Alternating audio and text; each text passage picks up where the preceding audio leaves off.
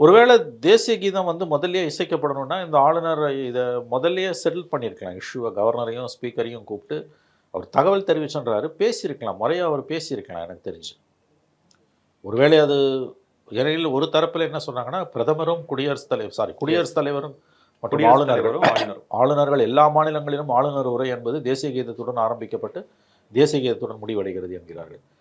எனக்கு தெரிந்து பல மாநிலங்களில் ஆல்மோஸ்ட் நில்லுன்னு சொல்லலாம். இந்த தமிழ்த்தாய் வாழ்த்து மாரி அந்த மாநிலத்தோட மொழிய போற்றக்கூடிய பாடல்கள் எதுவும் இருக்கதா எனக்கு தெரியல. Subject to correction.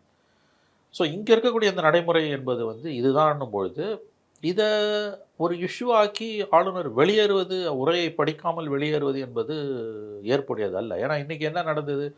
ஆளுநர் வெளியேறியவுடன் சபாநாயகர் தமிழ் உரையை படித்து விட்டார். அந்த ரிட்டன் டெக்ஸ்ட்ல என்ன இருக்குதோ அதுதான் உரை. அவர் படிச்சாலும் படிக்காட்டியும் அது அது சபையில பதிவு அது அவை குறிப்பில் ஏறப்போகுது. கரெக்ட். லாஸ்ட் டைம் வந்து அவர் சில பத்திகளை படிக்க மாட்டார். இந்த தடவை மொத்தமாவே படிக்க மாட்டேன்ட்டு போயிட்டாரு அவரு. இது நல்லதல்ல. ஆளுநர் செய்தது முழுக்க முழுக்க தவறு என்பதுதான் என்னுடைய கருத்து.